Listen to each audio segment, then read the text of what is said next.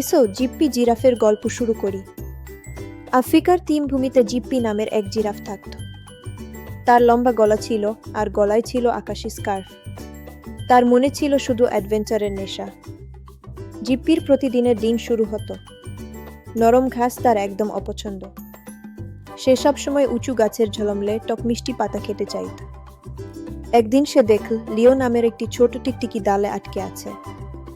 লিও ভয়ে পিছলাচ্ছিল আর তার শরীর হলুদ সবুজ হয়ে যাচ্ছিল।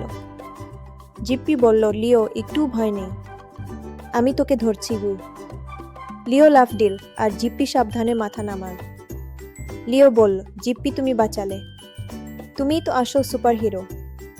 জিপ্পি হেসে বলল, আমি শুধু গলাটা কাজে লাগালাম, তবে তোমার রং বদলানোটা কিন্তু ফাটাফাটি। এরপর জিপ্পি আর লিও মিলে নানা কাণ্ড কারখানা করত। জিপ্পি উঁচু করত আর লিও রং বদলে চমকে দিত। সূর্যাস্তের সময় তারা টিলায়। জিপ্পি স্কার্ফ ঠিক করলো আর লিও হয়ে গেল কমলা। তখন জিপ্পি বুঝল তাদের বন্ধুত্বই হলো আসল জাদু। জিপ্পি আর লিও প্রমাণ করলো একজন ভালো বন্ধু সবসময় ভালোবাসে।